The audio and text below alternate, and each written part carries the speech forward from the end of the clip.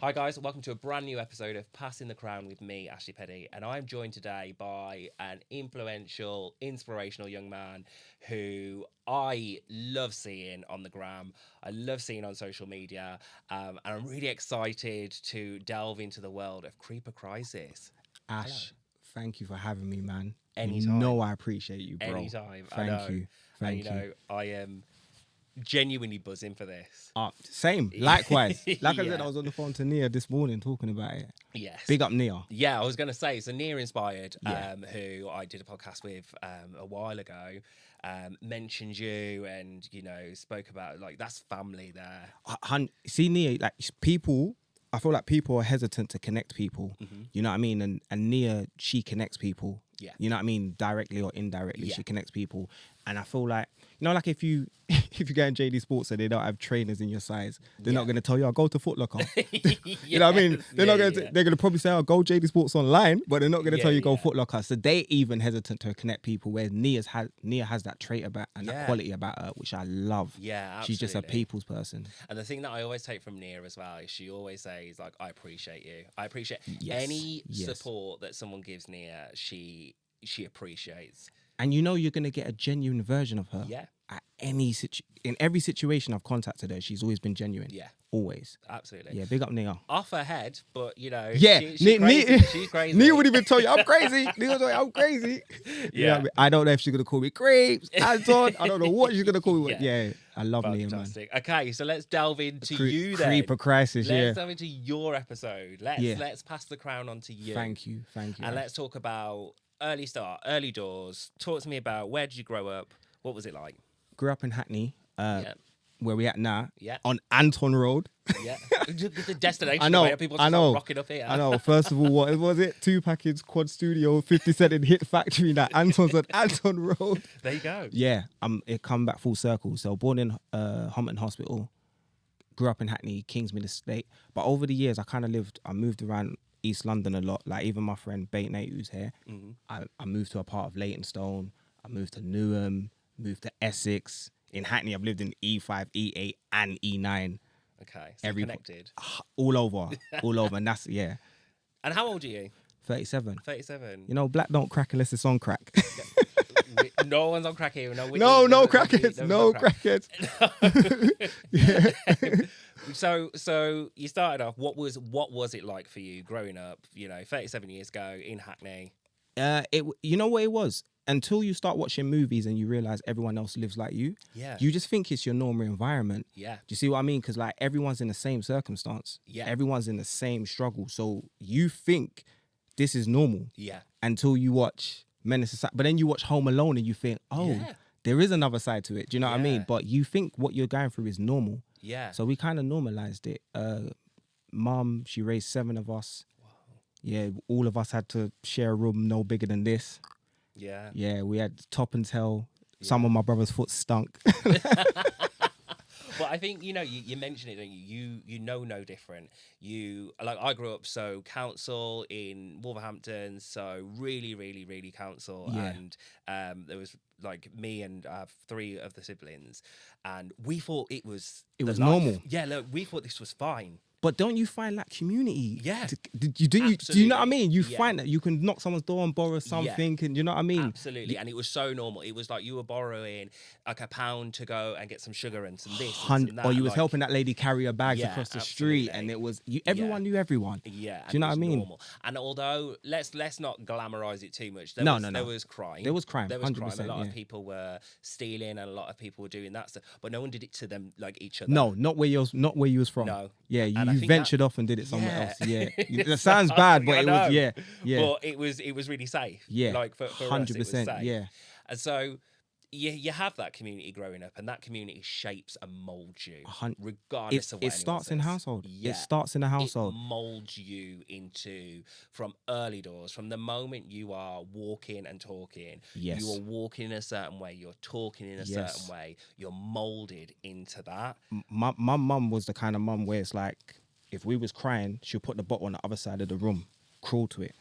And it was like, just because you're crying, everything doesn't get handed to you in life. You got to go for it. And we knew from then that, things ain't just going to be handed to us, sort of thing.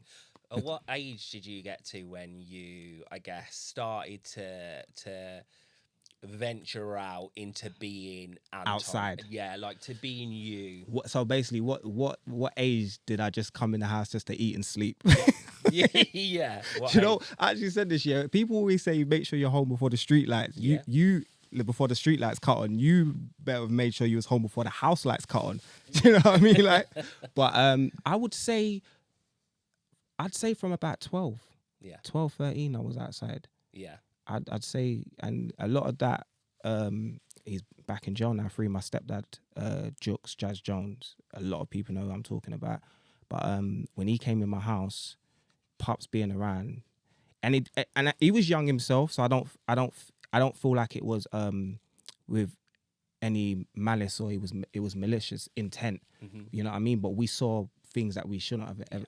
Yeah, you know what I mean? And that was from young. yeah. That was from young. So Yeah. I would say I was outside from 12, 13. I was outside before that, but that was just playing outside. Yeah. You know what I mean? I've seen Yeah, seen friends die in front of me. You know what I mean? Like I've seen my friend fall from a building Yeah. and die. RP Martin and stuff like that. So those things kind of change you Yeah. from the end. You know what I mean? Yeah. So you're 12, 13, you're a young black lad Yeah. growing up, Hackney, you know, trying to just make yourself something, Yes. trying to be Yeah. something. What age did you realize that life is tough? Like, because you when you, like you say, you know no different. No, you But don't. what age did you realize different? 16 when I left home. Yeah. I thought I was a man. Yeah. 16 when I left home, I thought, yeah. I knew then life was real. Because I think people take for granted feeding yourself every day. That's a task within itself. Do you know what I mean? And that, when I realized I had to fend for myself and make sure I found something to eat before the day ended, Yeah. I was like, okay. Because even in school, you don't get taught how to be a single mom. You don't get taught how to raise your kids, or you don't get taught how to pay bills or clear debts. So when you're in the house, you're just a kid. Yeah. Do you know what I mean? Even when you're outside, you're not partaking in a crime, but you're amongst it. Yeah. So you're innocent. But the moment you leave that nest, Yeah. you're out there by yourself. Yeah. And I think at 16, when I left home, I was like, okay, I know what bills feel like. I know what contributing feels like. So what did you? So you left home at 16. Where did you go? First of all, I ended up on my boy's floor. That was the first thing. I didn't even know where I was going. And Why did you leave at 16 then? it was me and my mum were just bumping heads. Like, see, my mum, like I said, she used to put the bottle on the other side of the room, like crawl to it. So my mum was like, she was a strong personality. I was a strong personality. And after a while, you think you know it all. Yeah. So things she's taught me, I'm trying to flip it and use it against her. And she's like, what? You ain't going to chat to me, you know what I mean? Yeah. And then I was like, I'll leave. Yeah. And then I'd stay. I was gone for about a year and 6 months. Okay. And then my friend, when I was sleeping on his floor, me and him had situations where we'll bump heads in the house, and then we're young. So then I'm going to sleep on park bench. Yeah. And then I'm washing myself in McDonald's toilet and stuff like that. And there was times I was even saying to myself, should I commit a crime and just sleep in a warm cell? There was moments like that, yeah. And this is the thing, though, isn't it? Because people think in order to be homeless, you have to be on the street looking like begging and, you know, when a car pulls up at the red light and then they're there with your cup and stuff. I know, people don't realise Yeah. that you can be homeless and still look like you are not home, like you are doing. Oh, good. 100%. And people will never, ever understand that. But the McDonald's, that messed with my ideology and messed with my psyche, because I would go in there to use the restroom, but I couldn't purchase nothing that was on the menu. So that would always mentally throw me off a little bit. Yeah. Do you know what I mean? And yeah, so I'd go McDonald's, either it was Ilford, I'd travel to Stratford, and I'll use that McDonald's toilet. Yeah. And yeah. I remember, so I left home at 16 as well. Oh, I left home at a young age. And what had happened was I grew up council, and then my mom had met a man and moved to Surrey. So we was like, for me, that was like, oof. Oh, that was a shocker. Yeah, this is life. Yeah, That's when I knew. Yeah, okay, fair enough. What Yeah. the other side looked was like. right. That's what I knew, and we were then in a position where. So did you go from good? Was it good then to bad? Would you say? No. So I was 12 when I left. Yeah. And as in when we left Wolverhampton to move to Surrey, I was 12, and I remember thinking, like, I'll be fine. Like, this is now we've got money. Yeah. But what happened was we were still poor in a rich area. Oh, So we were no longer that's- poor in a poor area where everyone's poor. We were poor in a rich area. Yeah, yeah. And I went to a school where I was the only person of colour in the entire In the whole secondary school. the entire secondary school. And I remember thinking, Did you get? this is, and so automatically it's a small school. There was like Right. 800 pupils. Yeah. So one playground. So you're going to see me. The new kid anyway sticks Yeah. out. So you got a new kid who's brown, who's got like a Wolves accent, you know, and it was tough. It And was I tough. remember then thinking, I will do anything to fit in. I will do anything it takes Okay, now fair enough, to yeah. fit into this school Yeah. because I could have gone the other way Yes. and completely Yes, rebelled. yes. But I decided to try and fit in. And unfortunately, I lost a massive part of who I was for that entire 12 to 16 Because years it's old. like you're basically, it's an identity Yeah. thing, innit? That's what that probably Yeah, was. and I didn't know who I was. Yeah, I didn't know. yeah. What I thought was I'm popular. What I thought Yeah. was I've got all these friends. I'm no longer stick out. My accent changed. Everything about me changed. Yeah. And I thought it was all good Yeah. until I got to 16, and then I left school. And left And home. then I was like, I need to. And you left home at the and I same left time, home. actually, I yeah. left Yeah. school and I left home, and so then this identity crisis is still there, isn't it? Yeah. Like, because No pun intended. I thought I was Yeah. a grown man Mm. who had never once paid a bill, who had never once had to fend for myself. Like, I'd had like a Saturday job, and then I was like, then I left school and I was working in a hair salon, and I was like, it's all good, but I'd never had a bill. And that's why I said school needs to prep us for those Yeah. things because, yeah. And I remember getting into a position where I left home. I went to live with my friend, still friends with her to this day. Went to live with her, but exactly the same as you. You start to butt, don't you? 100%. You start to 'Cause become. You don't know your friend. I know this. Yeah. You don't know someone until you live with them or you go on holiday with them. Yeah. Those are the two exactly. things you find Yeah. out. And then, Yeah. and I'm still friends with her today. She's one of my closest friends. But we were living both together. 16 years old. I Yeah, was living see? with her mom Yeah. and her. And it was just like, and then I remember at this point, I was like 17, 18, and I was homeless, right? And I didn't even know I was homeless. What do you mean? Because I would be like, I'd go to my nan's to like have a shower in the morning. Then I'd go to my friends and chill with my friend. And then when it came to time to go home, I'd walk the streets until like early so you hours didn't have of the nowhere to morning. return So to. I had nowhere to go. And then I'd like sleep in a bus stop, like sit in a bus stop. And then I'd be like, all right, the first bus has come, jump on the bus in my like out of date ticket, and then go to my nan's and shower. And I didn't know. No. And on the outside, everyone is like, he's cool, he's good. Yeah, It's it's like, cool. You're good. and Yeah. people don't know that.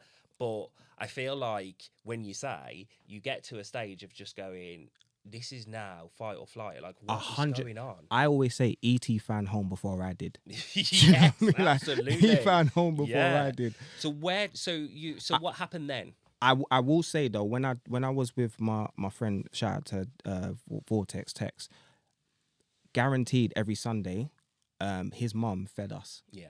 And she told us, I can't feed you throughout the whole week, but Yeah. every Sunday I can get. So we look forward to Sundays. Yeah. I used to be in his house and mark down the days on the calendar until Yeah. Sunday, and I could have gone home.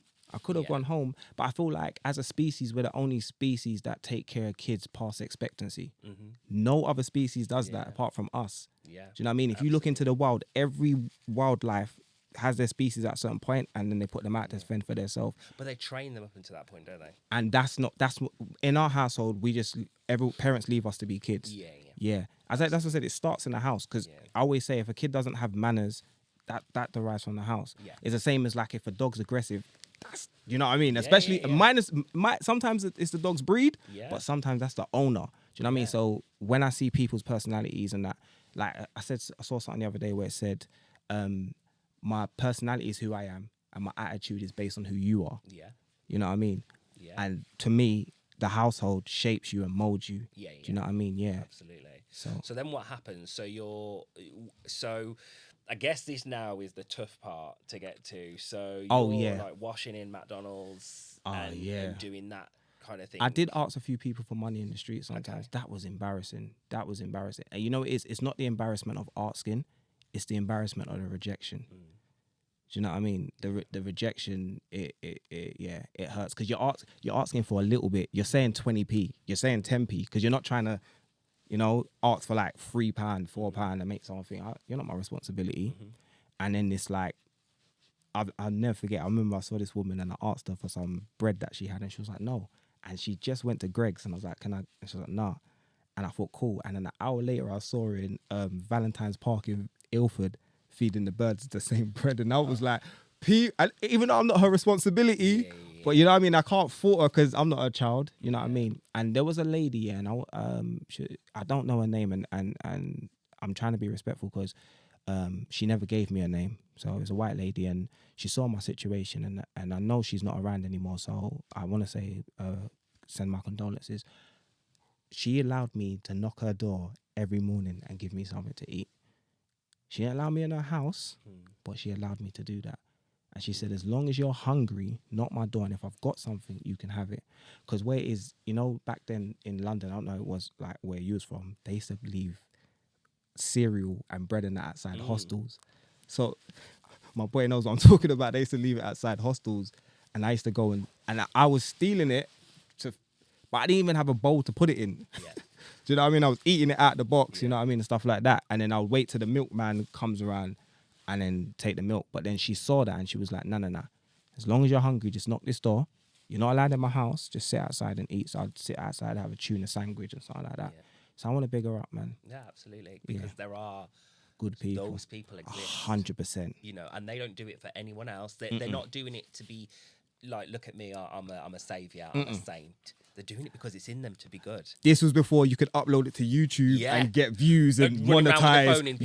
In people's face and all of that. Yeah, this was genuine. This wasn't like, how many people are going to like me for doing this? Yeah, absolutely. So you remember those people? Yeah, you know what you do. And I remember when what was happening with me, and like I say, no one knew I was homeless. I know my nan knew something, so my nan always provided like the breakfast and then like the shower and stuff like that, and then eventually I think she realized, and then it would be like, you can sleep on the sofa, like of her flat, you can sleep on the sofa, and then like so I always say this about my nan. During that time, she never said to me, I know. She just kind of was like, oh, do you want to sleep on the sofa? Like, I'd be staying later. She allowed you to keep your pride. Yeah. She allowed you to keep your She'd pride. She'd be like, oh, well, it's 10 o'clock now. You might as well, sleep on the sofa and stuff. And I'll always give her that. She never gave me like handouts as far as here's 20 quid, here's this, here's that. It was like, and I'd go out during the day and whatever else. And I think that I always say my nan knew, and she saved me during that point, and she never discussed it with no one else. No one else. No one. And you even at that, I then moved back with my mum, and then I met my friend Bait Nate, who's in the room as well, and that's when the badness started. Okay. That was the arrest left, right, and centre, and it was weird because he can co-sign this. I was going to school in Newham, and I was living in Leytonstone, and at the time, they didn't really get on. So I would have to travel through Leytonstone to get to Newham before I connected with them and that. And that, what? That's worse than walking the plank. Because you're on the school bus, you're just trying to get to school. Yeah. Do you know what I mean? So I learned that as well. Moving around, you end up in problems just based on somewhere your mum by default end up living. Facts. By default. Fact. By default. Absolute fact. Same me. It's a silly mentality. Yeah. I don't co-sign it at all. Yeah. It's a silly mentality. It's like, for me, it's like selective outrage. And why I say that, it's just like, I could approach someone, Ash, and be like, yo, give me your car. And they're going to fight with their life to keep their car. But then if they get a parking ticket and they get a yellow boot on their car and it goes to the compound, they'll legitly go and pay for it to come back. I can say to someone, give me your phone, give me your chain. They're going to put up a fight. But then if they owe the bank money and the bailiffs pull up, they're giving the bailiffs furniture. Take this sofa. You know what I mean? Yeah. So it's like selective outrage. And you learn that when you remove yourself from that environment. But whilst you're in it, you just think it's normal. You know what I mean? And you end up defending an area that you don't own. You don't have no shares in it. It's not yours. Who will launch you and throw you. 100%. They don't care about you. They don't even know. They don't even know you exist. The only person that has a right to defend their land is a farmer, because he owns the land. Yeah. Do you know what I mean? But anything outside of that is just silly. It's just all silly. Your pride and your pride, your ego, Yes. you know, all of this stuff about you then suddenly is what you think Yeah. is important. Yeah. You think my pride, my ego, you know, this is what's important. This is what's going to make me a man. Nah. And they'll go, but when you've got a knife in you, Yeah. how much of a man are you then when Yeah. you're bleeding out? Yeah. And all of this postcode of yours, this area code, have run in every direction. I can't get over the fact that someone would come out and Joe and say, "Oh, I did 20 years. Okay, 12 years a slave. Congratulations." Like, if we've seen that movie, shout out to Lee Daniels. Do you know what I mean? It's just like, it gets silly. It's like the things, I celebrate kids coming out of women, not men coming out of prison. Yeah. You know what I mean? That's a celebration. You know what I mean? Like, Yeah. I know loads of guys that's been jail who would never want to go back because they have, but there's some people that glorify that lifestyle. And I always say that mindset. And then you have to question if it's unhinged, because it's not bad boy. Yeah. It's if it's an unhinged, like, mental health sort of situation. And the reason why I say that, because let's just take Jeffrey Dahmer's killed more people than anyone I know. And he wasn't a gangster. Yeah. He's just unhinged. Yeah. So sometimes I feel like these kids misinterpret the word gangster and take it the wrong way. Yeah. When if the gangster should be moving your mum out of the hood, retiring your gran, paying for your daughter's wedding. Yeah. Do you know what I mean? Like, Absolutely. And you know what? And when you know real gangsters, oh my right, gosh, yeah, they yeah, are yeah, gentlemen. 100%. Right? They will look 100%. after their people, their their mothers. They won't disrespect. They won't even swear in front of them. They won't even their be mum. belligerent. Absolutely not. And then they ain't about this going out just fighting for the sake of Nah. They're not about that. But what happens is, people think a gangster is somebody that is the hardest person going, like the toughest. I'm going to fight you, and I'm going to. Ash, I'm gonna tell you now, yeah, empty barrels make the most noise. Yeah. Yes. Empty barrels make the most noise. That person's empty inside. Yeah. They got no substance to them. My pops, the realest person I've ever met, realest. And you hear the stories. And he come in the house, he never raised his voice to us once. He never put his hands on us. He never violated my mum. Yeah. You sometimes you didn't even know he was there until he burped from the bay drunk. Do you know what I mean?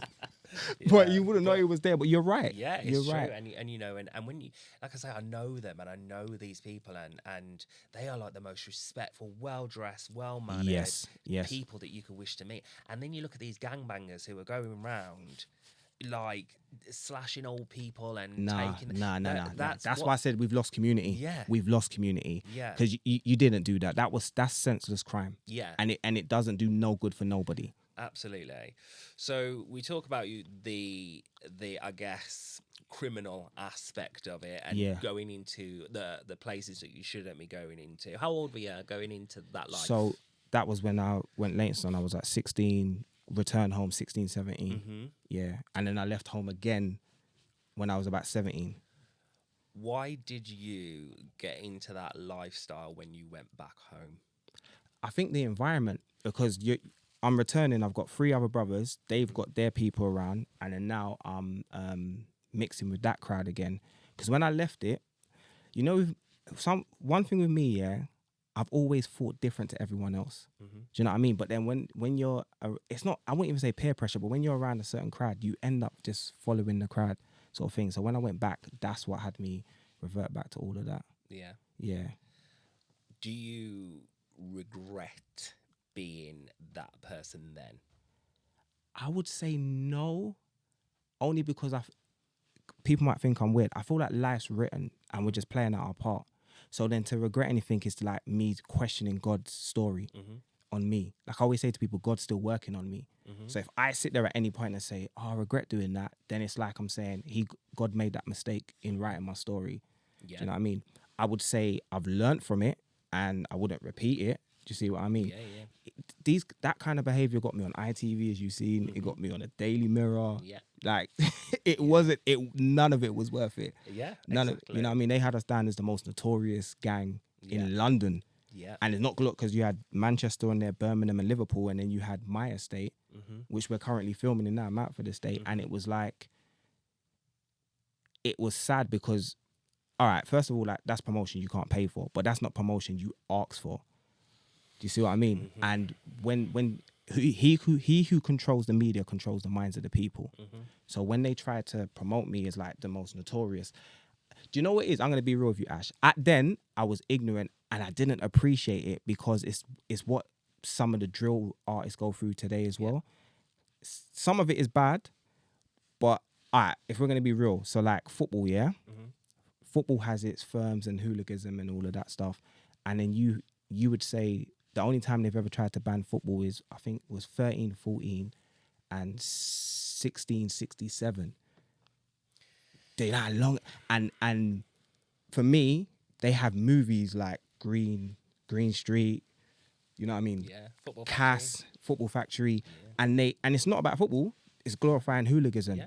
And then with me as a rapper, it's like they try to assassinate me, and I feel like for songs like Shoot It End, Shoot It End, Shoot It End, and I just think, but I can say I'm West Ham till I die, and it's okay.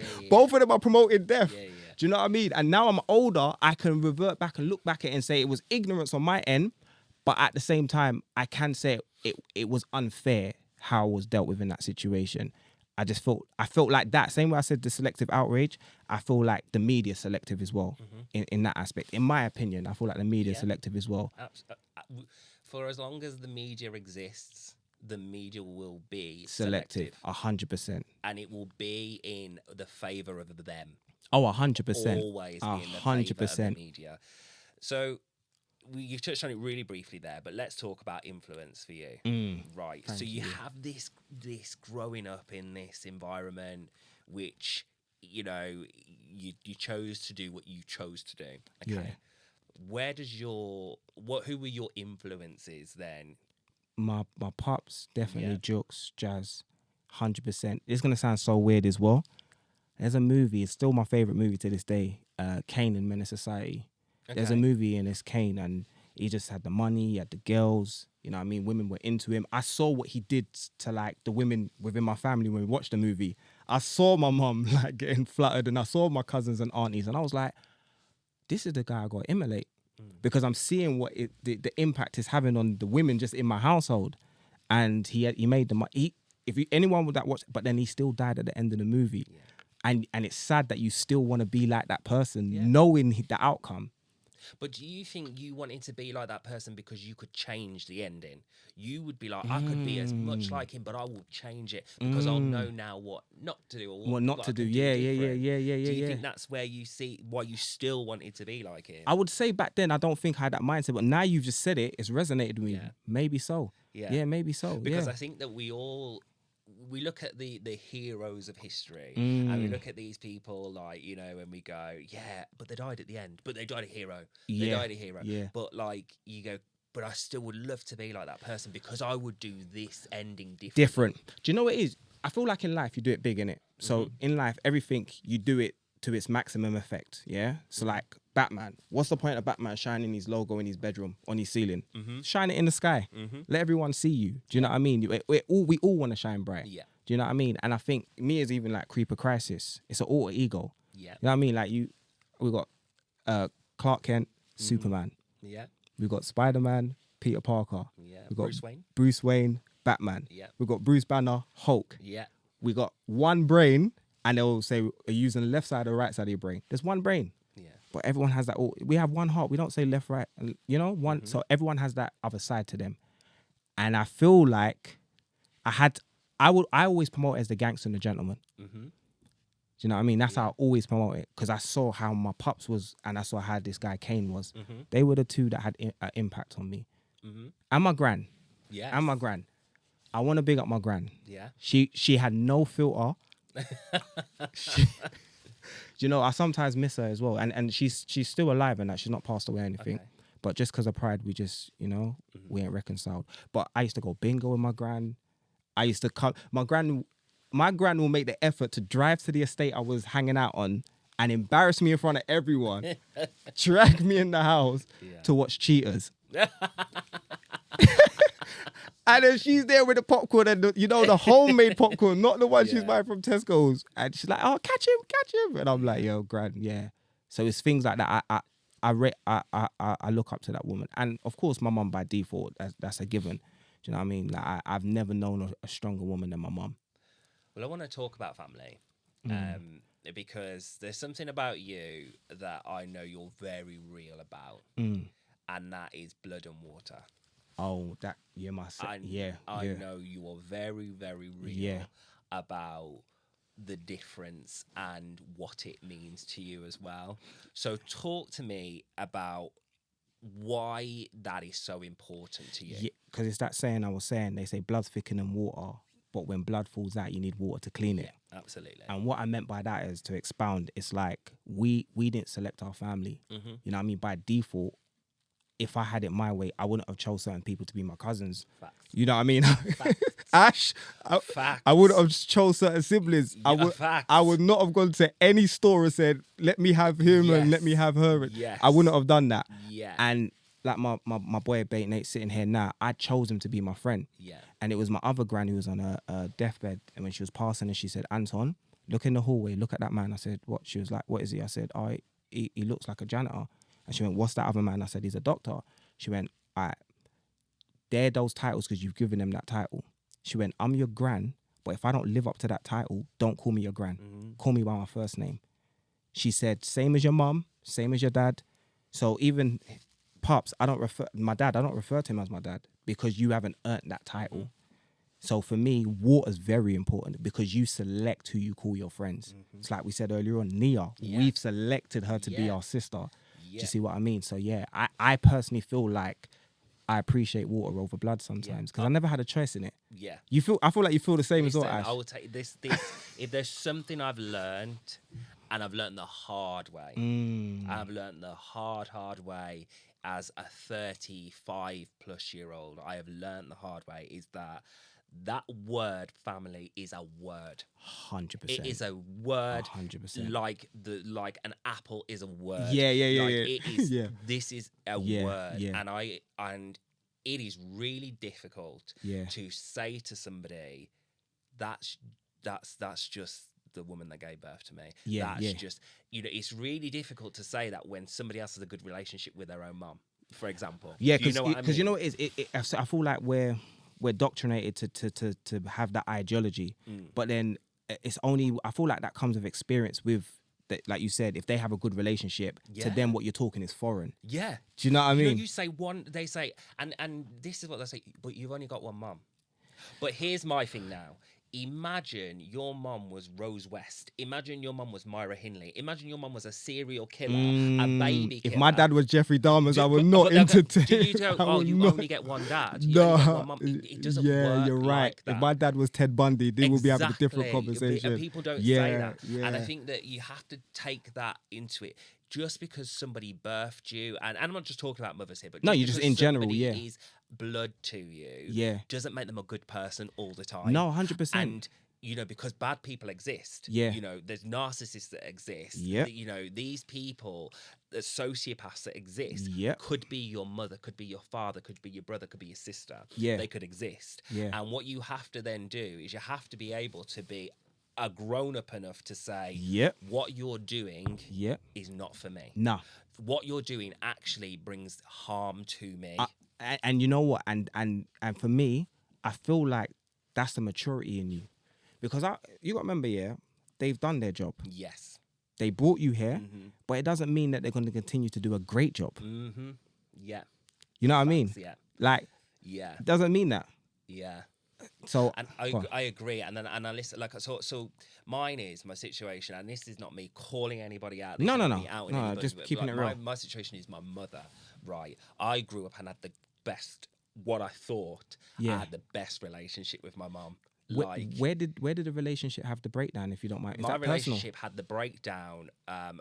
The more successful I became, and the better I became, and the more mature I became, because up until that point, I had always gone back to my mom for everything, and I'd listened to my mom's criticisms, and I'd listened to her critiques, and I'd listened to her telling, you're never going to do that because of this, you're not going to do that because of this, and the little digs and the little that. And then what I then found was when I had somebody come into my life that wanted nothing but the best for me, that would, if I wanted to be a spaceman, go and buy me a spacesuit. Do you know what I mean? Like, if they championed you with whatever. And then you realise you've never had that.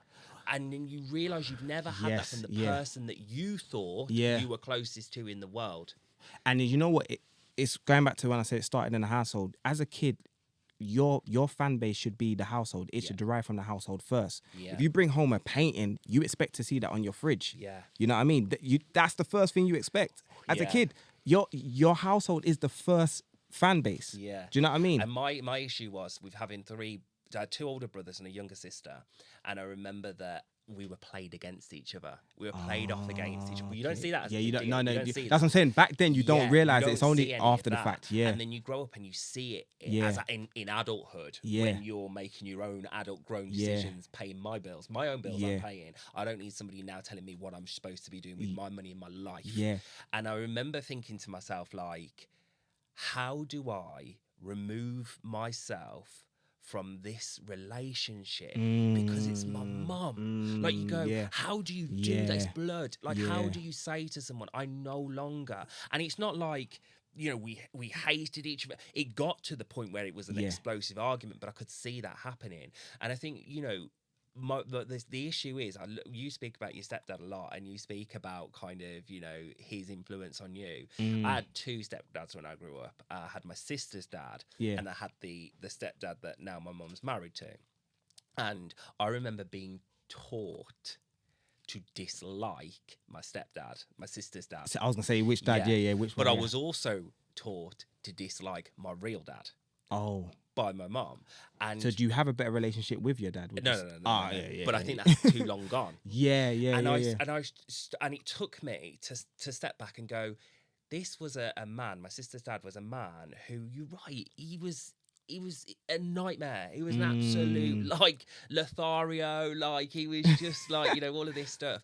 But when you look back and you go, actually, he was a white man that took on 3 mixed race kids back in the 90s, right? He took that on, and he was young. He was in his 20s, and he took that on, and he got so much abuse. But my mum's a victim. Yeah. You do know what I mean? And then when I and you know, and this is not me excusing him, because he was, you know, he made mistakes. He said things he shouldn't have done.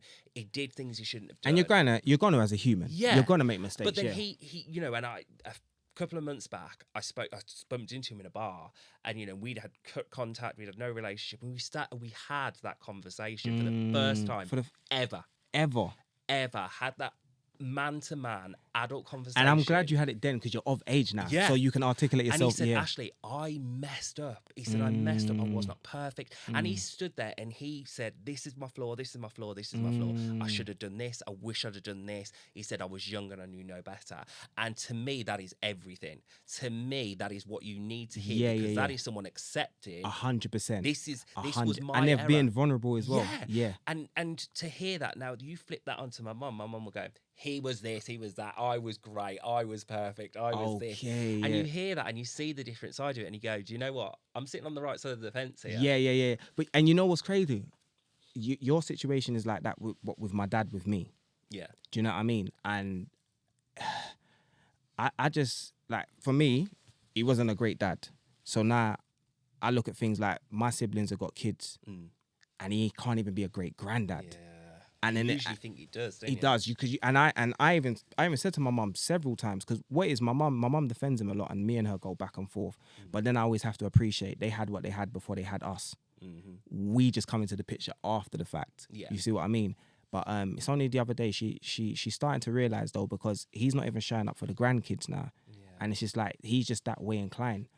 And for me, I'll be honest with you, when you ask where that side of me derived from, it was the house. Yeah. Because he was abusive. Because of you know, beating's fine, hitting kids is fine, but when it's unnecessarily and there's no explanation behind it, when it's bullying. 100%. And I would do to others what I'd really wanted to do to him. I remember, I'll never forget this, I was about 7, 8, and I was going in the hallway, and I remember he was sleeping and the door was open, because the door is usually closed. He knows this story very well as well. I stared at him in the hallway, and he was sleeping, and he woke up out of his sleep, and he looked down directly down that hallway and went, "What are you doing?" He looked so startled and nervous. But in my mind, I was just thinking, I should just kill you in your sleep. Yeah. I genuinely felt like that. Yeah. I felt like it's a real feeling. It's a real feeling. And so now he can't even come around me now, like, and not because I would ever do him anything, because I tried to give him that respect. But you just got to stay over there. I don't even love you from afar. Like, I just want you to stay. So your situation is like that reverse with my dad. Yeah. And I think with my mum, I'm really I grew up in a house of chaos. My mum and my sister's dad were constantly, it was screaming, you know, it was shouting arguments. It wasn't violence, but it was shouting chaos. Yeah. And I remember taking that into adulthood, arguing all the time. I'd argue with every partner I ever had. I would be like, I think it was normal until I got into this now relationship. And then I'm like, this is... That's not how you always resolve a situation. And I was like, how is this? This is what normal feels like. This is what peace is. And I think what happens is that chaos, I will never allow to come through my front door now. No, you can't. You know, I'll be honest with you. It sounds like me and you both got to have a guest list at our funeral. Like, we got to have security. There's like your name on the list. I'm happy no one turns You know up. what I mean? Yeah, guest list at my funeral. Don't come to my funeral. Don't fake it. If you didn't come and see me alive, do not visit me when I'm dead. And I say that. Yeah, do not fake it. It's such a good thing, a feeling to have, isn't it? Like, I look at this out, I've got friends who go, Ashley, you've only got a few friends. Like, you've got like a few people. Like, I've got friends that I've been friends with for 25 years, and I'm like, good for you. Yeah. I will have me, a goldfish, and a pony, and I'm happy. Like, as long as you got you. That's all you care about. As long as you got you. That pony and that goldfish are sound, and they're good for me. I'm as long as you got you. And I think you get to that stage, don't you, as an adult? And I always say this. I always say this about my family, and I say it about friends, and I say it about anyone. When you are good to me, I will be so good 100%. I will be better than you could ever imagine. I give you the energy you give me. Tell you this now. I know when that's not. Then that's a fake good. I know when you are being it takes me just to hear or see, maybe see, not hear, because people are but even feel. Because energy, because Ash, Yeah. if me and you are bad minding Nate in this room and then he walks in and we try to change the subject, that's energy. He will feel it. He'll be like, something's off. Energy. And I think people downplay energy. It would take me and you know, back in the day I used to crave people to be nice to me, crave people to be my friend, crave people to like me. No, I do not care. I remember that derived from school. Do you know what I mean? Yeah, absolutely. Because I was so adamant that I needed to be fitting in at school, because I didn't fit in at home because my mom was playing me off against my siblings. And then, you know, didn't have a relationship with my dad, didn't have a relationship with my stepdad. It was just really like this chaotic environment. And so now when I have the choice, my choice will always be me first, then you. 100%. Then you. Independent. You work on yourself. You Yeah. work on yourself. Like, the man selling fruits in the market has to work harder than Tesco having it out on display. Yeah. You know what I mean? Like, it was Yeah. £10. He's got to work harder because he's independent. Yeah. Do you know what I mean? So yeah, I'm for the independent route. Yeah. I'm on building me first. And people are always kind of like, and I'll never stop building me. I'll never stop working on me either. No. Like, I'm 36 now. I will still continue to You work on me. probably wake up and think, how can I make me better today? Yeah. But I used to think, how can I make myself better? But what will my mom say to put me down about this? If I tell my mom this, what is she going to say to put it down and to put it, you know? And unfortunately, I've seen that. You talk about grandparents. I've seen, because I've got nephews, I've seen how she's passed it on to playing those off against each other, like my nephews. And I always go, it's quite sad. It's quite a sad scenario, but I'm out of it. I'm also out of it. My brothers and my sister and I have a much better relationship now. That I don't have contact with my mum. We have a much better relationship. But we aren't sitting there. I'm not sitting there trying to get info on her and No. We just don't You talk. just don't talk That's about what I say. her. Go be over there. Be over there. That's the same I feel about my dad. Down. I don't care what she says about me. I'm not running her down either. And that's fine. And that's been a refreshing feel for me. 100%. And so that's why when you spoke about blood and water, and you then think, you know, you talk about Nate and you talk about your man and you talk about these people that are in no way blood to you. No way. I always say in life, we got to change our people, place, and things. If you change your people, place, and not people as in the people around you. People could be environment. So you could go as the everyday of your life and then say, you know what, tomorrow I'm going to go Tesco's. That's really changing the people around you. And then place might not necessarily be a house because people are not in a financial situation to. Yeah. Place could be I was going gym, but now I'm going to go to a box club, Mm-hmm. and things is not material. Things is the things around you. Do you see what I mean? If you change those three things, nothing will disturb you in life. Absolutely. People, place, and things. See? Yeah. Speaking facts again. People, place, and things, man. Absolutely. Yeah. So I want to talk about music now. Oh yes. Because I love music. Yeah. Right. But I'm going to take this a different route for you. Okay. What was music was playing in your house growing up? At first, I started off playing Busta Rhymes. No. What music was playing in your house Oh, growing Lovers up? Rock. Come Lovers on. Rock. Oh, my mum was playing Yeah. Lovers Rock. So my mum would be in her room playing Lovers Rock. In our room was like Busta Rhymes. And weirdly enough, there was a South Park had an album back in the day. I might be going crazy. I think South Park had a whole. I remember having a I was tape. expecting to hear Marvin Gaye. Oh no, all of that. like, That was my mum's room. My South mum, Park. Lauryn Hill. My mum was like Yeah. Lauryn Hill. She was like Marvin Gaye. She was like Bob Marley. Yeah. You know what I mean? That was in my mum's room, and we didn't have access to that room. So you know, you hear Well, the you you hear hear the that. dog shit. Yeah, You yeah, heard that. yeah. And 100%. Lovers Rock. 100%. How did that connect with you? Oh, ever? 100%. You know what it is? I feel like the era. So if we're born in the 80s and live through the 90s, Yeah. you can't duplicate that era. Ever. From movies to music, Ever.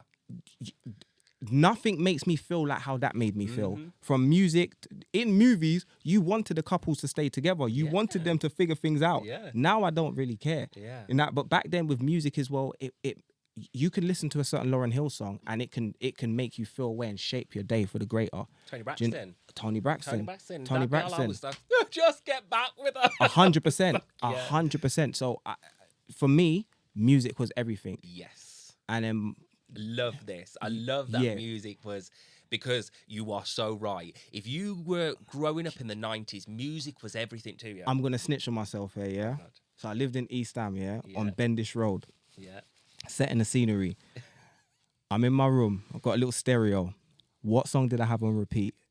Destiny Child, Dangerously in Love. Oh, yeah. I had that I was about on to repeat. sing it then. I can't even sing, No, but I know the actually, one. I know the I had one. that on repeat for. Listen, I think I played that until about 50 times until the tape got tangled and I was just upset. Like, yeah. Do you know what though? It's a thing, isn't it? And and I need to give some other artists some shout. Gabrielle. Gabrielle. Gabrielle's one. She's one of ours. Yeah. She's one of ours, yeah. You know, and he's saying that in Destiny Child, let's big up the Spice Girls with a UK Destiny Child. Even though no one would want to admit it, somewhat. Yeah, we're. Sade. Definitely, Sade still looks good now. I say this to everyone. She still looks if good you haven't now. seen what Sade looks like now, Google Sade now. And for anyone that Yeah. can't spell SADE, Yeah. because some And people. also, if you're having an ugly day, don't Google her. Oh my Don't gosh, Google her yeah. because you're gonna She feel would uglier. upset you. Yeah, She would yeah, upset yeah. you. Sade looks good Absolutely. now. She Yeah. is. Yeah. So so I remember growing up. Gabrielle was playing. Sade was playing. Lauryn Hill. Was Lauren playing. Hill, X Factor. Yeah. Oh, yeah, that was on repeat. Yeah. Yeah. We had real soulful With a message. like singing With a voices with a message. with a message. With a Now message. I feel like it's Gabrielle Dreams was an anthem, wasn't it? Like yes. Dreams was like dreams come true. Yeah. And you believed you her. believed it. Like, You believed it. You believed it. that, Yeah. Yeah. And Back then, I'd have songs played at my wedding and my funeral. Mm-hmm. Now I just want to be buried in silence Yeah. with what's going on now. much noise, too much Yeah, it's just Yeah, not. yeah, It's not too here much anymore. noise. I remember Megan Thee Stallion coming. You know what I mean? Like no, Whapping at my no, funeral. no, never. No. No, I don't listen to none of that. And what's the Yeah. sexy red? I don't listen to none of that. No. Like I don't. Like, But what do you listen to now? We spoke about what shaped you, with even subconsciously shaped. That's why I asked you what's yeah, playing. not what you played. what was now? playing? Now, Now. instrumentals for me to write a song. Okay. Yeah, I just listen to stuff for me to And where write. does your writing come from? It's weird because if I was to show you my lyric book, it looks like the beginning of Matrix. It just looks coded. It's all over the place. But my writing, I pull my writing from all life situations. Mm-hmm. And then that's why I did the music therapy, because not that I ran out of living and life experiences, but I wanted everyone else to kind of share their experiences as well. So then so everything for me is real bass music. Yeah. It's heartfelt. It's with a meaning. Yeah. Do you know what I mean? I got to be careful because I think sometimes we separate literal from lyrical, because sometimes they literally can use something against you that you said lyrically. Yeah. But with music, it's therapy for me. Absolutely. It genuinely and I can is. see that. And Yeah. I can hear it in your lyrics as Yeah. well. Lyrics, literal lyrics, whatever they want to try And I use bigged it up as. Ash passing the crowd. Had to be First done. ever mention on a track. I know. I had to big up Ever, Ash. I had to big ever. up Ash. That was yeah. Yes. Yeah. So that's Yeah. I like had a to. soft spot now. I had to. Yeah. I had to. So, are you writing from a better place now? Yes, and it's crazy you asked me that question because I got a song on, not a shameless plug, but I got a song on YouTube called Plug it. yeah, This Creeper is your Crisis time. My Life. Yeah. And I can't duplicate that feeling because I was such in a bad space that time when I recorded that. Everyone that hears that's like, your songs are sick, but where's that passion for my life?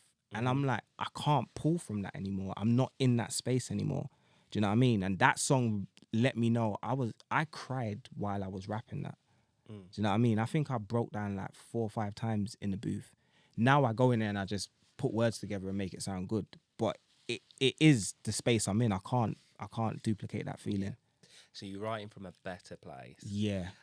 How does when you say you write from a better place, how does that affect your lyrics? Or not lyrics, how does it affect your sound? Do you know what it is? I swear to you, yeah.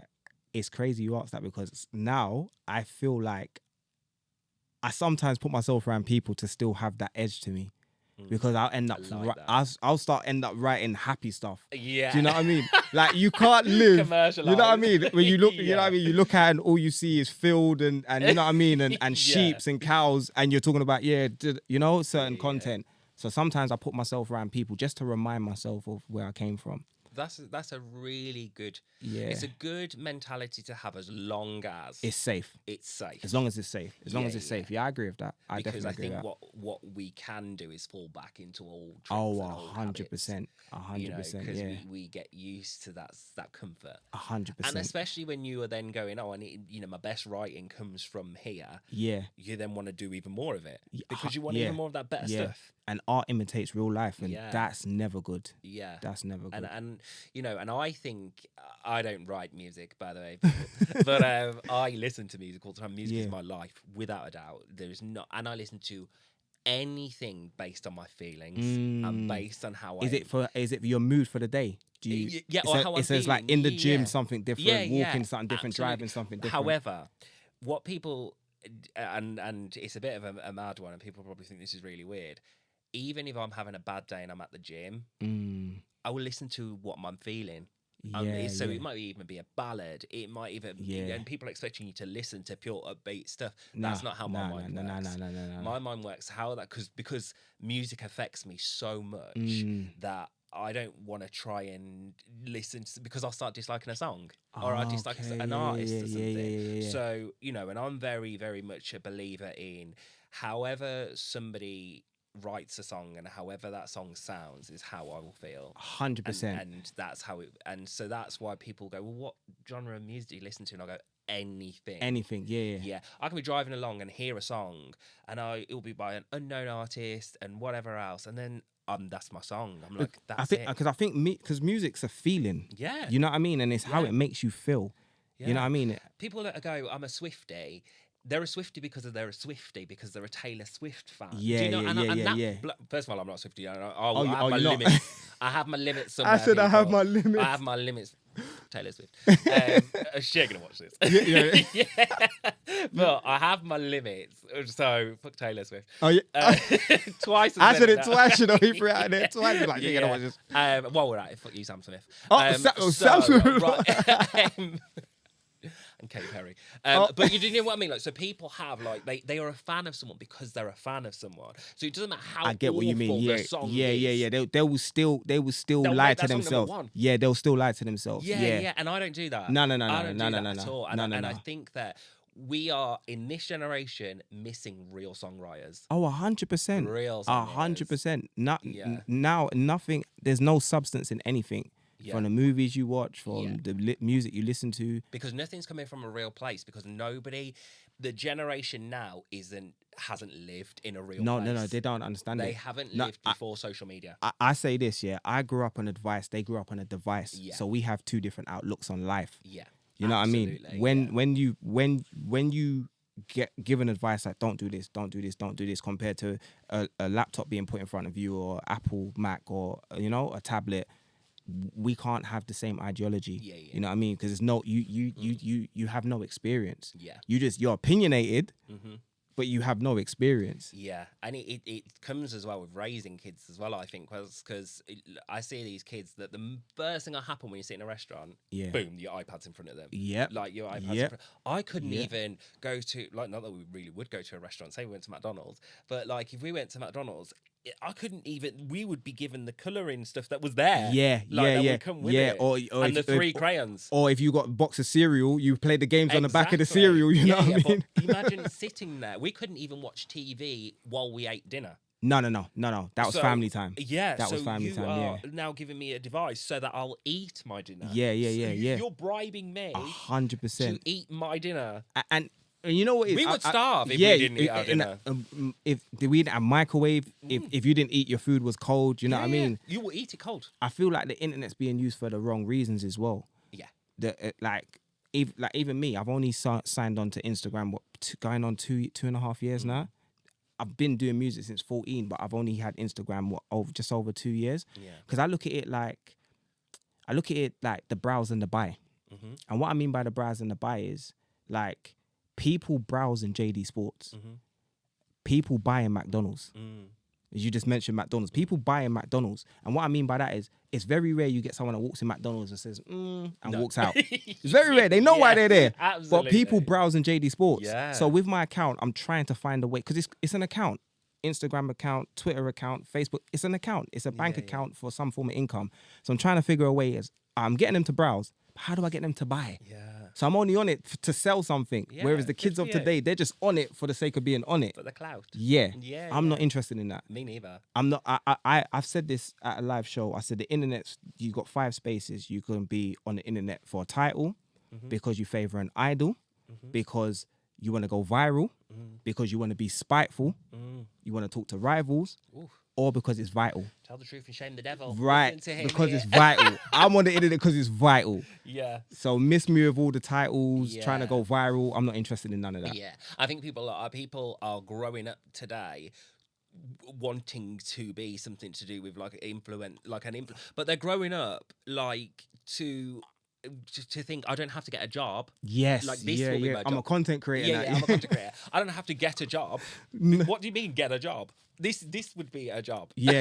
Like, No. and That's you not how know, it works. It doesn't That's at not how all. it works. People will never put in work, put in effort, put in money. They'll never. Remember, do you any of that. you started work at young, like you said, from Yeah. 17. Yeah, you was working yeah. from 17. Yeah. We're missing that. I feel like this generation, like one of my friends said something. Job stands for just over broke. I understood it, but at the same time, I said to him, "But let's not promote that message." Mm-hmm. Do you know what I mean? Because at the end of the day, the hardest thing to do is legitimize yourself. Yeah. That's the hardest thing to do. So And a job, you know what? And people will have no. We went out for a meal yesterday, and as we were sat there, a waiter had forgotten a lady's bowl of chips. Oh no! And as he walked away, she called him out. She called him out of his and she was sat there with like 2 or 3 kids, her husband, and some other person, and she was so rude to him. And I was like, bitch, he's literally going to go back and get them for you now. Yeah. But what have you just taught your kids? In front of your kids as What well. they think now is that's acceptable. I would never talk rubbish to someone that's collecting my food. Oh God, no! I would never. I'm You're not that brave. stupid. You're must brave. be You're mad. brave. You're brave. You must be mad. You've got me the wrong order. That's mine. That's fine. Yeah, Thank you. I will talk shit to the traffic warden. I will talk shit to the police. I will never talk. Not my food. Do not play with my food. No, but they're teaching them that Yeah. that's okay to speak to 100%. somebody because they're only a waiter. Manners will take you places money can't. Yeah, I promise you. absolutely. I've seen places that money can't get you in, and because you didn't have no manners. The kids today. I had a kid when I went outside a shop and I went to go in the shop. I had a kid talk to me and I said, "Oh, first of all, I was you don't know me. You don't know me, little boy. I was you trying don't to know get me. You do not know me. I will. What did the throw 5 you. fingers say to the Yeah. face? I will throw you through that window. So please don't try me." But I thought, imagine me doing that to a grown man. Back then, yes. I would have been beat. I watched my cousin when I grew up in Kingsmead Estate get his jaw broke by a grown man. I watched it. Yeah. I was 6, Yeah, it happened. and this grown man was clearly in his 40s. Yeah. And yeah, You would never do it. Nah. But kids say no fear. No Yeah, fear yeah. whatsoever. I'm almost more scared of them, the kids, than they are of me. Like Yeah, yeah, 5-year-olds. yeah. I'm almost scared Yeah. of a 5-year-old than a 5-year-old scared of me. You know it is because the kids now, it's like they're pulling that knife. So it's like, Yeah. where did you hide that? It's like, Yeah. where did that come from? Can put it on my nappy. You know what I mean? Like, Yeah. yeah. So it's So not worth it It's anymore. a different generation. 100%. So moving forward, Yes.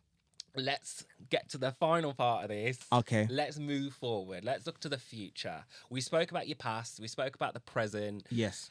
Let's talk about now what is next for Creeper Crisis. Come on, talk So, to me. uh, No. Go on. Before let me, because I know you. Yeah. Your mind. My mind, is yeah. already in like. Yeah, let's sell. Right? He knows how to make money. But what's the dream for you? Where are you seeing yourself?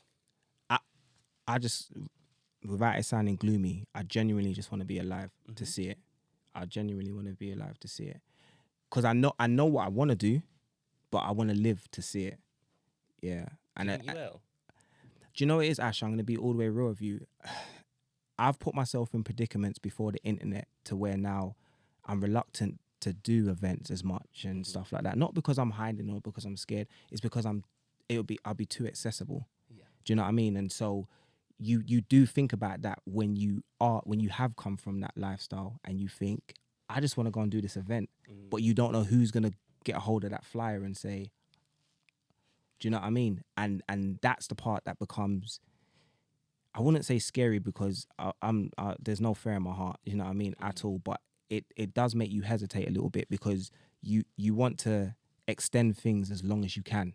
Do you know what I mean? So I got a movie I want to do, the Creeper Crisis thing where I played myself, rent out cinema, because I rented out cinema back in 2012, but I want to do it bigger. You're definitely gonna have to get an invite. Yeah, 100%. I went begging, but I was 100%. And I'm a man of my word, like in the sense of I like. Good.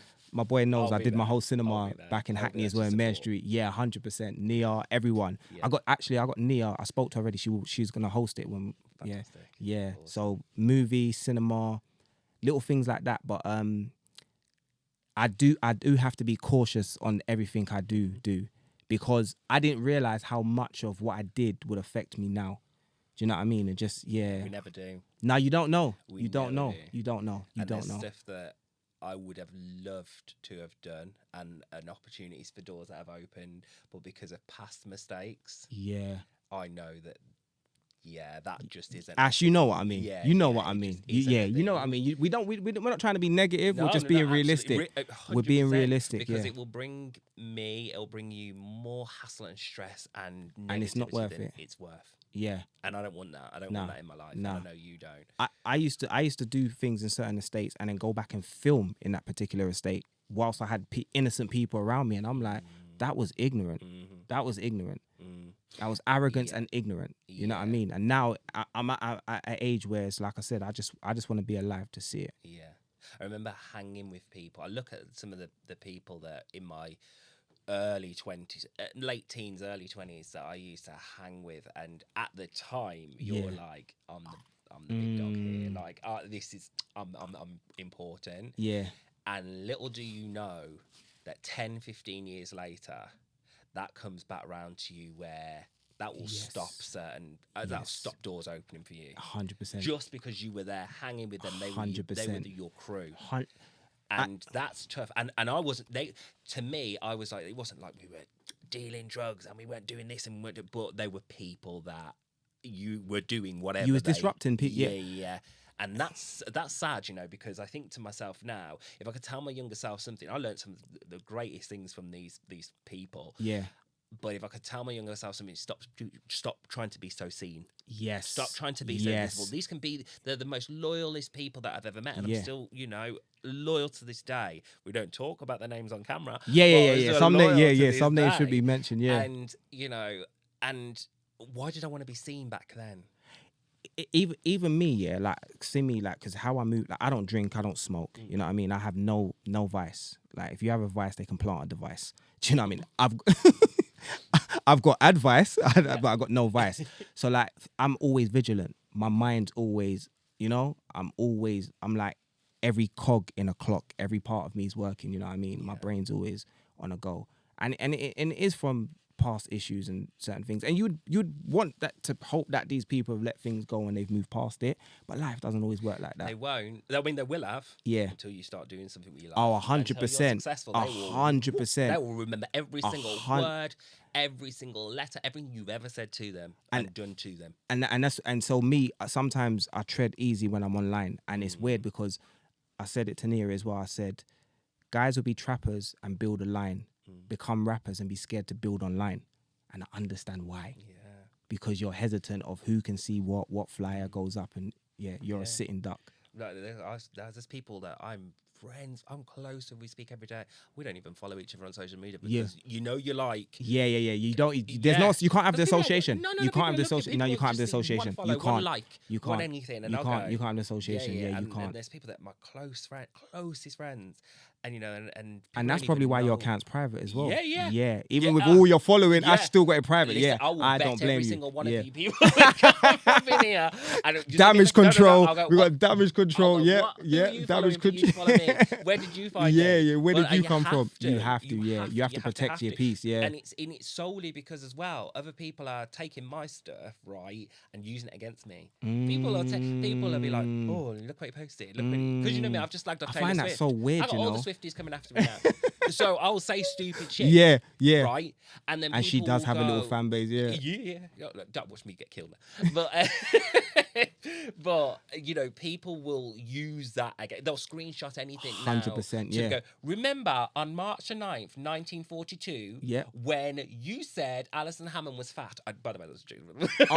but they'll use Remember timestamps, dates, all of that. Yeah. And I'll go. Once it's on the internet, it's out to the world. Yeah. So I'm just a bit more careful now. And as you say, you mentioned earlier, like the internet is a platform. It's a thing. Yes. It's a thing. Yes. It could go down tomorrow. Yeah. It's not real life. Like we're gonna upload this to the internet. We're not sitting in the internet. Yeah. It's not like we walked into the internet. You know? Like you think for a second I'm bothered about somebody in Yugoslavia sitting right in a saying, comment. Nah. Oh well, look how fat he looks this time around. I'm not. Nah. Like, first of all, how did you get internet in your hut? But I don't need you to say things to me. Yeah, what you say doesn't mean anything to me. Doesn't mean anything. I'm living a really. Do you know what I always say? life. If you walk out in the real world and you don't get that response, then it's all fake. Yeah, it's all fake. Absolutely, I'd love these people to say it to my face.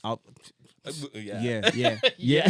I would love it. Sometimes I wanted to. Yeah. Sometimes I'm having a bad day. I was gonna say people don't understand. Some people go through some things and want you. Yeah. I want you to say so. Yeah. I want you to. And no one hears a slap because no one hears a slap before the shot because the shot's louder. Yeah. Do you know what I mean? Absolutely. So people don't see that people provoke people. Yes. Yeah, people provoke people. I'm provoked all the time. Yeah, 100%. I can imagine. But you know what though? I say this, me and Nia, I say it all the time. We're the villains. Yeah. And happy to play the villains. Happy to play. Yeah. Listen, I'm the Riddler. I was the villain for years. Yeah. ITV Daily. I was the villain for years. I was happy. I was like, cool. You know, publicity you can't pay for. Yeah, and I always say to people when I start introducing myself now, I'll go, "Oh, I'm your favourite villain." Right, I love that. Lovely to I love that. Yeah. But oh god, I'm the villain. So I'll go, "I'm your favourite villain." Yeah. You got to promote that. You have to. You have to own it. You have to own it. Say it before they say it. Yeah, and then that's it. They're screwed then. Yeah. It's the Eminem and 8 Mile effect. Yeah, you start the to Eminem see and 8 Mile effect. Yeah. What do I do about this and almost malfunctioning? Remember in M when he said everything that guy could possibly say about him and he had no rebuttal. Yeah. He was like, whoa.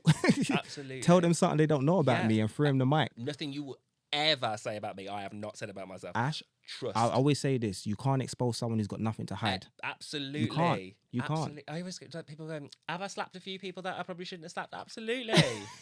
Have I said some stuff that I probably should never have said? I said it. Absolutely. I said it. Yeah.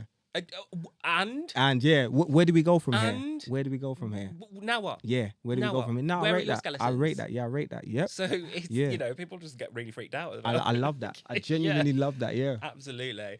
So one final thing. What's that? Let's talk merch. Right. So whilst we've been interviewing, because I'm such an honest person, I'm gonna kill the person who put together this merch because I can see the logo's peeling. Oh gosh. I think it's too hot in here. It is warm in here though. It's very warm, so it's peeling off. But yeah, they got the MF Music's Future merch.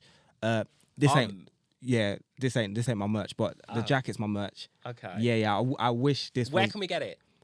Right. So it's weird because I didn't want to look like everybody else, so I only made it for myself. I like this. Yeah. I like And then this. at some point, we're going to put it out there. Is everything made to order? Is that what you're saying? Yeah. It's all made to order, so Yeah. you have to. But I'm going to sell accessories. So bed Yeah. sheets, towels, socks, Love that. flannels, all of that stuff. Love that. But me, because you know what it is, it goes back to what we're saying, because of how stereotypical everyone is, I don't want to look like every other guy that's out there doing, and you can be racially profiled or mistaken identity. So I said, let me do my own clothes, so I look like none of we all you. look the same. Yeah, 100%. Yeah. We get painted that same brush. I'm like, let me make my own clothes, and I'll be the only one to have it. But when it does go on sale, it's gonna I'll give you the exclusive. Yes. Me first, and it will be 100 limited of every item we release. And within the labels, you're gonna have the number, whether it's 73, That 24, I like that. number 1. So you want to be the first person. Number? Yeah, you could, Can I because have- you're Ash. Yeah, but what's 100%. 29. 100. Oh, 29. I want 29. Where did that come from? 29 was my nan's birthday. Okay, big up Nan. Yeah. Big up Nan. Yeah. I started going in my head with the basketball players. I thought maybe. I thought, what basketball player did you like? You know what I mean? I Mate, started, don't start putting them. Yeah. No, because we'll have professional Yeah, footballers no, I coming mean, I out was of the like, woodwork. even and footballers. Don't even say I started nothing. thinking of footballers as well. I was thinking, hold on. Don't even say nothing. Yeah. We don't need them coming out of the woodwork Yeah, all over literally. again. No, I don't know anyone. But your clothes will never do this. Look, it's Yeah. completely Yeah. But your one will never do Music? that. Music. I've got the album, 2 albums coming. Yeah. One is called Big Up My Mum Anne's Kids, and the other one is The Creeper Crisis, where you've seen me, and that's not gonna go on Spotify. That's gonna go straight within to the movie. So it's gonna be a hip opera. Yeah. So that's what the Love premiere it. is, straight away into me playing Creeper and Crisis. Yeah. And I've written it already. It's like, take your favorite movie, whether it's Nutty Professor, Bridesmaid, Say It Off, whatever, and it's Hocus Pocus. Yeah. We spoke about the Grinch earlier on. Yeah. We won't say why. we won't say why. The green on the mic. That's why we said it. Yeah, that's why. But literally, it's a hip opera, so it's built in. Every scene is me rapping. Awesome. So yeah, and that's going straight into visuals. Okay. Yeah. I love that. Yeah. I'm here for that. And then Music Therapy Volume 4, because I do it every year. Yeah. I do it every year. Talk to people a little bit more about music therapy. Just as a quick So Music Therapy was a idea I come up with, where people submitted their songs to me, and then I wrote their story and with their rights and all that stuff, and then they get the percentage from what it streams and stuff like that when it does sell, if they sell it. The journey of it's been R.I.P. Ruby. So she got cancer 3 times. I don't want to tell her story too much, just in case her sister wants to tell her story. I want to give her that respect. But she heard the song. I put the voice note that she sent about hearing the song on it, and she passed away 2 weeks after the fact. There's a guy, Mr. Different. He's got spina bifida. He submitted his story from Dubai. Then he flew in from Dubai and he sat down with me and Nia. So yeah, and in Volume 4, I just had a woman, and her name's Kay, but she's the godmother of the daughter who was killed by her mum, that was publicised all over the news. Yeah. And she's asking me to do her story on for Volume 4. Yeah. I wanted you to do that because I think it's really poignant. Thanks. I wanted to promote good stuff as well for people who will sit there and go, "Oh, it's just another rapper that's trying to." I need people to see that. Thank you, Ash. That element to we're doing a movie for it next year as well. Yeah. So there's gonna be hired actors and actresses that turn up on set. Nia's one's the first one, so Nia will be there, me and an actress playing her, and it's a whole movie, little 10-minute movie. Fantastic. All of that. I'm so and excited. Yeah, mate. and every person that took part in it, we're picking out the best 10 songs, and they're gonna be on set and be able to help me direct their story. I'm so excited. Yeah. For that, mate. Honestly. Yeah. I'm excited for everything you do. No, thanks for that, Ash, man. I appreciate Likewise, you. man. Likewise. And I've loved every second of this. I've loved every minute of it, and I hope people see the real side of you, which you show anyway. Yeah, I do. You know, there's a balance. Yeah, there's a balance. And but also, like, says me, who will literally show you what I want you to see. So because I ain't that stupid. Actually, yeah. But I appreciate you, and we can find you at Creeper Crisis on Instagram and YouTube, just Creeper Crisis as well. Crisis as well. Yeah. So make sure you look, make sure you follow, not unless you're gonna give him shit. Don't. Yeah, don't do all that. Don't do that. Yeah. One. Yeah. I'd revert back. Yeah. I'd put my dimples away real quick. Yeah. Old school. Yeah, old school. Yeah. So, but yeah, follow, like, subscribe, do all of that stuff. So thank you so much. No, I appreciate you, Ash. Thank you, man. And everyone else that's watching, please like, comment, subscribe. Nice stuff. And until next time, See you soon.